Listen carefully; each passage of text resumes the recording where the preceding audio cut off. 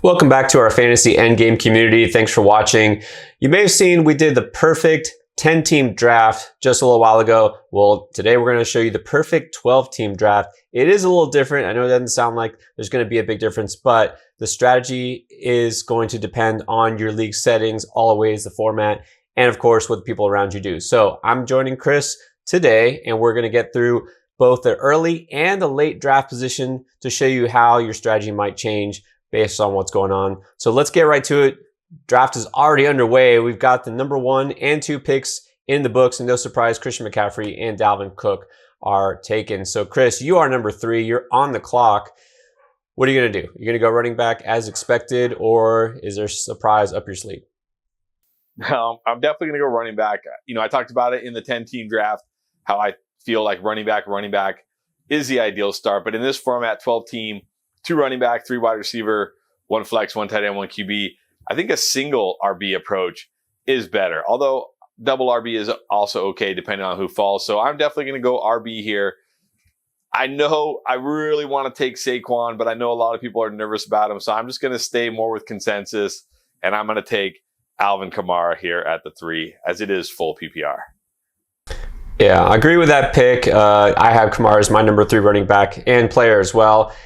You know, it's not out of the question to go wide receiver early. Just this year, there really isn't a single receiver who stands out that's worth taking ahead of those running backs. And like you said, the running back position, it's going to dry up early on. Everyone's going to go running back in the first round.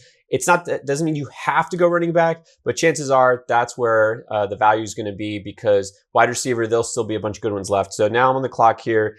The number 9 position, you got Elliott taken. Barkley didn't quite make it to me. I'm number 10.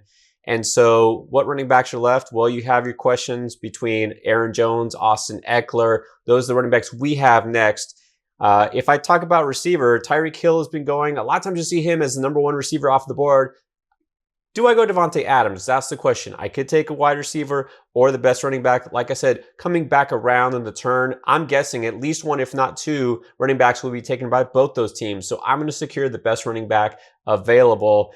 To me, it is close between Aaron Jones and Austin Eckler. I'm going to actually go Jones. Chris, I know you probably would prefer Eckler just a little bit there, though. All right. Now, here's the question. We've seen Travis Kelce. You could also go Travis Kelce, get that tight end position, taken care of early. We did a video just about that. What happens if you go tight end early? Yeah, it's great to have Kelce. That's kind of peace of mind there, and you get a fantasy stud, but that affects your roster construction a lot later on. You're missing out on a top tier running back, and also it kind of pushes back your wide receiver development. So now we've seen some of these other players go, like Diggs, Mahomes, top quarterback taken. I wasn't going to take him anyways. Do I go running back again? I'm not. I'm going to wait on my second running back, and I'm going to take the best receiver available. I'm actually surprised Davante Adams is still there. I'm going Davante Adams, and this is what we would call a modified 0 RB. It's not 0 because you're taking a running back first, but if I have that one kind of rock at running back, then that means I can wait a little bit longer and build my wide receiver core. Yeah, and Adams there, I think, is a great pick. So now I do like Gibson here. Of course, I think he's an option. But when I look at the wide receivers, I see a wide receiver on the board who I feel is a top 5 wide receiver. And even though I like Gibson, and I think Gibson could climb into that top 5, he's not a sure thing. Whereas this guy is more of a sure thing to be a top 5 at his position, and that is Calvin Ridley. So again, I attacked running back early. Don't really need to go running back here. I will pivot to a top 5 receiver in Calvin Ridley. And then coming back around to me, well, Antonio Gibson is still there. I normally would not do this. I normally, especially in a 3 wide receiver league, but sometimes when the value is just too good, you have to do it. And this is a case where I feel like the value is too good. I had Antonio Gibson as a potential league winning running back. I can't pass on him here in the 3rd round. I also like Darren Waller a lot, but to me, I just cannot pass on Antonio Gibson here in the 3rd round. Yeah, and we've seen, in the auto draft here, a couple of running backs who, again, in real drafts will get taken a lot of times ahead of Gibson. Like I said, DeAndre Swift and Josh Jacobs. We don't value them ahead of Gibson, but some people will, right? They'll remember last year Jacobs put up X numbers and Gibson didn't. This is a different season. Okay, so I'm not stuck on a strategy like you said. I'm not blindly saying I'm picking a receiver, not a running back. But let's look at what's happened. How many running backs are off the board already? Okay, we're already about 15 running backs deep. And the next best players here, we got Chris Carson, David Montgomery, solid players, but are they going to be potential league winners this year, right? Can they be top 10 at their position? Probably not. I got Allen Robinson, who is almost always a top 10 receiver, regardless of quarterback, maybe an upgrade at quarterback this year, depending on how you feel about Andy Dalton or Justin Fields. Mike Evans is a solid pick, but I can't pass up on Allen Robinson. So that's where I'm going. And now you look, I have potentially 2 top 10 receivers in my lineup along with a running back. Chris, before I make this next pick, do you think it's okay the fact that I'm taking best player available? I got Aaron Jones and Devontae Adams. That's kind of the Packers stack there. A lot of people worried about the Packers. Nothing to worry about with Aaron Rodgers anymore. But okay to take your top receiver and running back from the same team? Yeah, it's fine. I mean, Devontae Adams was a wide receiver 1 last year, and Aaron Jones was the RB5. So, yeah, I think it's okay. Yeah, some people will look and say, oh, no, you're taking all Packers.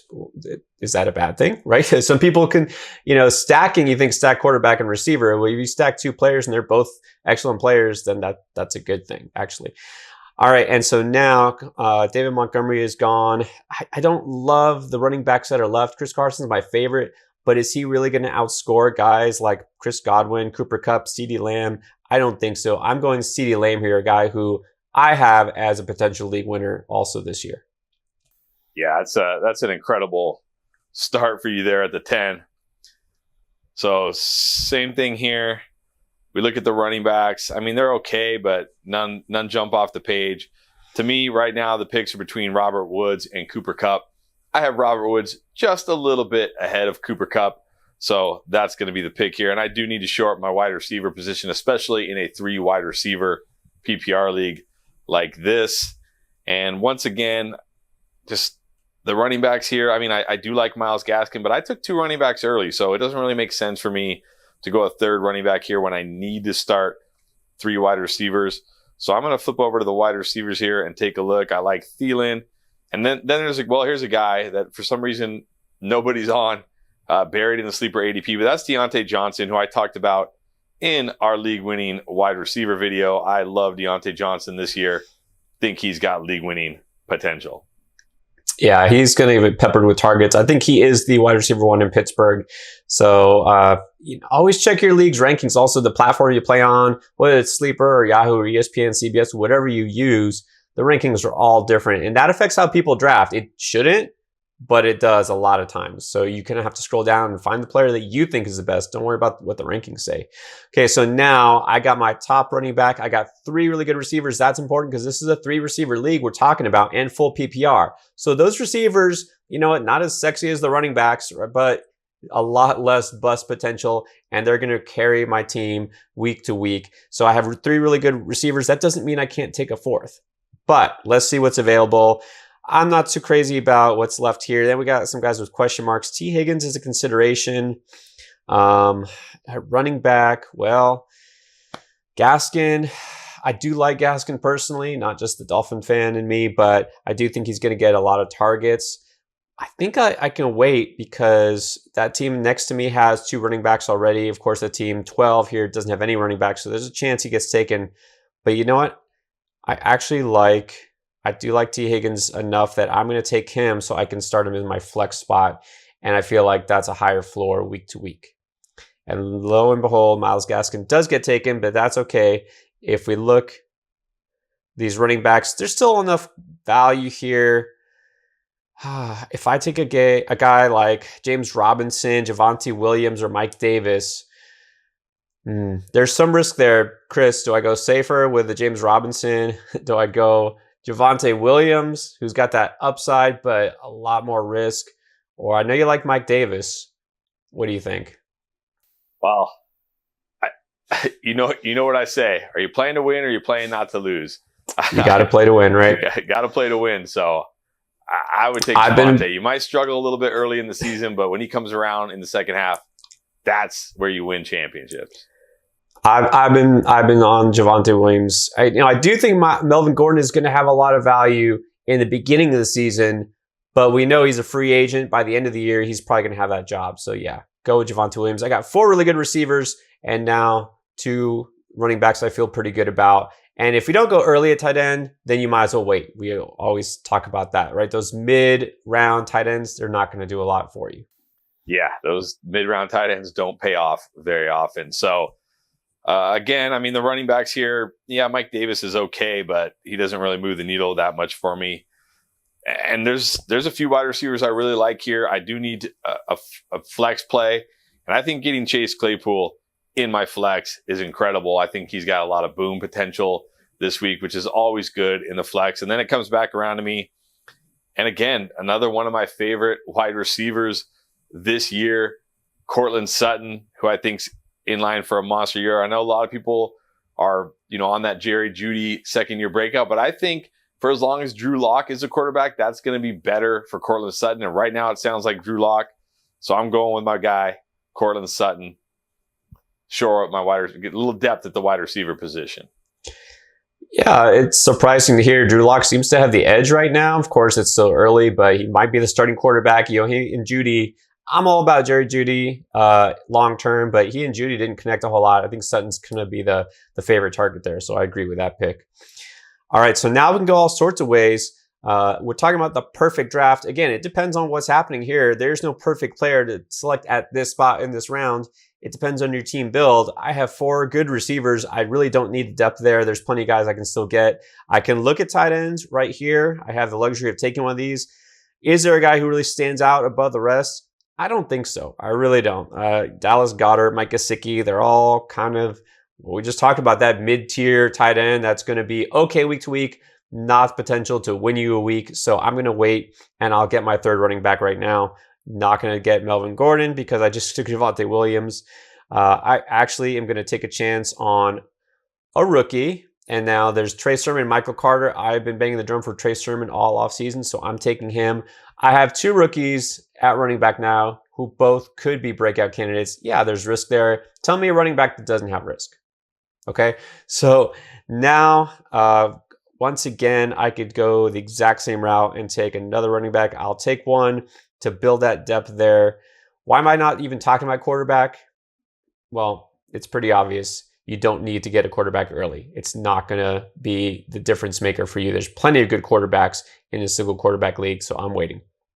I'm going to take Ronald Jones because you know what? I really don't have a lot of faith in Leonard Fournette at all, really. I don't even know if he's going to be on the roster halfway through the season based on what he's been doing lately. Yeah, I was really hoping Michael Carter would fall to me. Got sniped right there. Again, a lot of options here. I've got 2 very good running backs. I have 5 very good wide receivers. I could definitely shore up the running back position a little more. Yeah, when I look at the quarterbacks, I think I can wait on quarterback. I'm going to go James Conner here. Talked about him in our must-have running backs. I think he's got a lot of potential this year as my RB3. And now I'm going to go with quarterback, a guy I've been talking up all year. His coach won't commit to him. Everybody thinks they're going to trade for Deshaun Watson, but I don't buy it. I think he's going to be the guy there in Philly. And with what he can do on the ground, gives him tons of upside. So I'm snagging Jalen Hurts right here. You've been on the Hurts train look, if he winds up being a league winner in fantasy, you get 100% full credit because you've been talking to him. It's true. The upside, Burrow and Stafford, those are nice picks. Maybe in a 6-point passing touchdown league, those guys could be more difference makers, but we're assuming this is a 4-point league, and this isn't where, the quarterbacks are in such short demand. You have to get one of those top guys. It's not like running back where it just falls off so quickly. All right, now speaking of, I have 4 running backs now. At this point, all kind of the same. A lot of guys on committees with risk. I don't feel obligated to take a tight end or quarterback just because I don't have one. I'm going to take the best player available, and I see Antonio Brown is still there. Yeah, I'm going to take my 5th receiver because that's the best player. This is a guy who could be a weekly starter for me, being slept on. Can't believe he's available this late. And then we'll look at the board. Still don't love any of the tight ends. I can wait another round.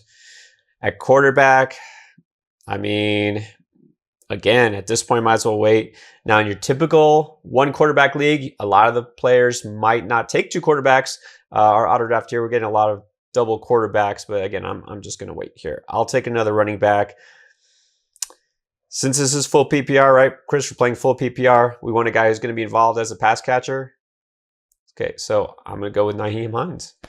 I know that you would not approve. If I picked AJ Dillon there, that probably wouldn't have been your favorite pick.